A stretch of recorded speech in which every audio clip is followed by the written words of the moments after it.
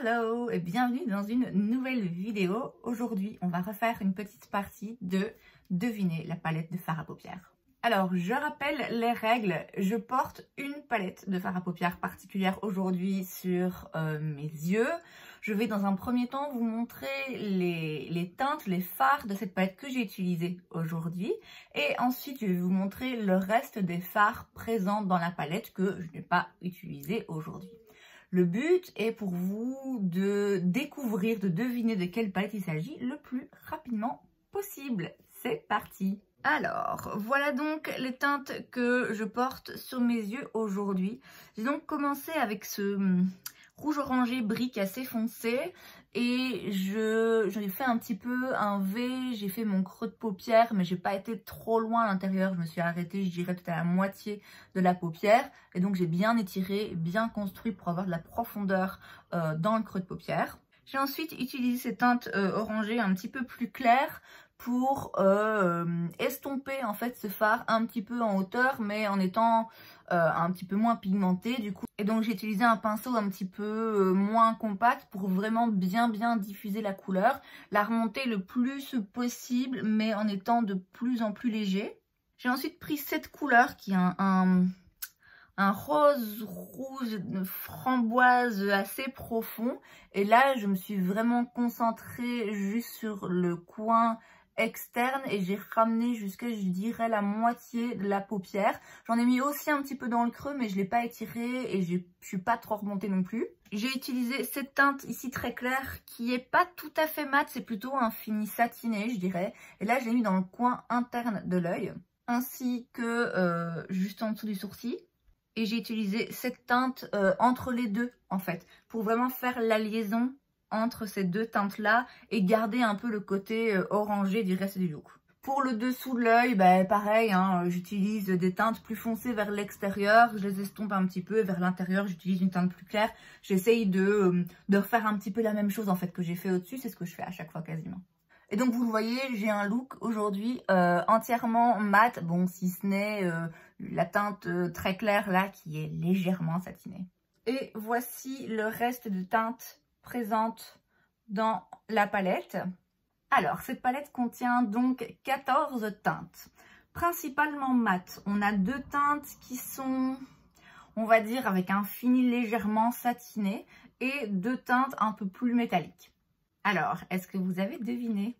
La palette que j'ai utilisée aujourd'hui est la Modern Renaissance de chez Anastasia Beverly Hills. J'ai l'impression de me répéter encore et encore, mais je l'ai déjà dit, la formulation des fards à paupières ABH, c'est vraiment une formule que j'aime beaucoup, que j'aime beaucoup travailler. C'est pas forcément la plus facile à travailler dans le sens où vous avez quand même pas mal de chutes, il faut dire ce qui est. En tout cas, il y a toujours un risque de chute, bien que, voilà, moi aujourd'hui, j'ai fait mes yeux après le reste de mon teint. J'ai pas eu d'accident majeur, mais bon, ceci dit, j'ai utilisé que des mats.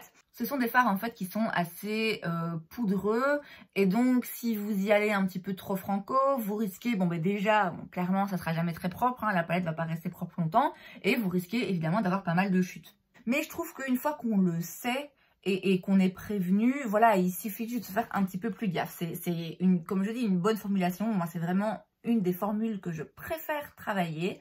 C'est juste que si un néophyte se lance dans cette palette, je lui préviendrai, fais gaffe au pinceau que tu utilises et n'y va pas trop fort, quoi. C'est pas la peine d'aller taper dans les fards à paupières parce qu'on va en mettre partout. Et donc, comme je vous disais, c'est quand même principalement des fards mat, raison pour laquelle je me suis dit, autant rester du coup dans un look complètement mat aujourd'hui.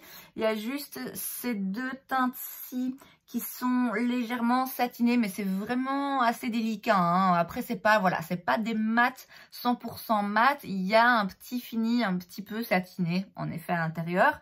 Et puis, vous avez ces deux teintes ici qui, elles, sont plus brillantes et métalliques, bien que c'est pas non plus, c'est très joli, hein, mais c'est pas un fard métallique qui se voit à 2 km. Et c'est sans doute, je pense, la raison pour laquelle, quand j'ai ouvert cette palette pour faire cette vidéo,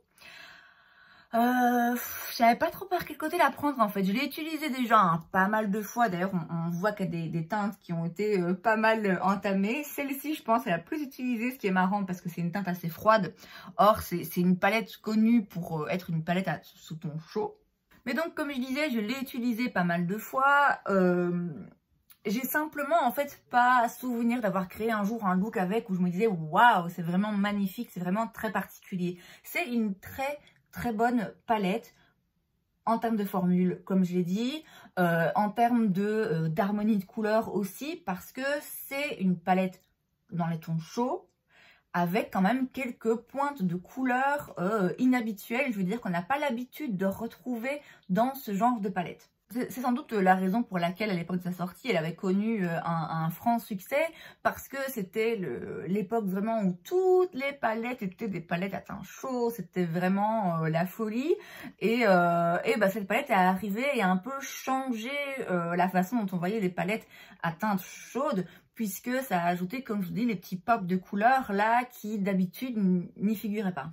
Et donc, comme je vous l'ai dit, très bonne palette à avoir, à utiliser au quotidien, très facile de créer des looks avec.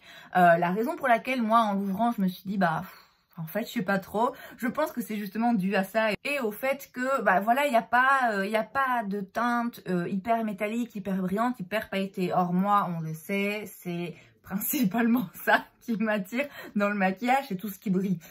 Donc là, clairement, on est quand même sur des teintes principalement mates, et même les deux teintes ici qui sont brillantes le sont de façon très jolie, mais très soft. Alors j'aime cette palette hein, et je m'en débarrasserai pas, comme je l'ai dit, c'est vraiment une bonne palette à avoir, mais c'est vrai que quand on a finalement la collection que j'ai, bon cette palette là finalement, oui, c'est pas ma préférée en tout cas dans la marque Anastasia Beverly Hills. C'est une palette que je recommanderais sans souci à quelqu'un qui cherche une palette. Juste une pour faire ce qu'elle a besoin et voilà, ça je peux la recommander.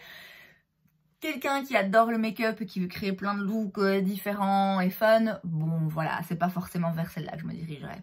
Et c'est donc tout pour cette vidéo, j'espère que ça vous a plu. Si c'est le cas, n'hésitez pas à laisser un like. Vous pouvez aussi vous abonner à ma chaîne parce que c'est gratuit, donc pourquoi pas. Et moi, je vous vois la prochaine fois. Bye!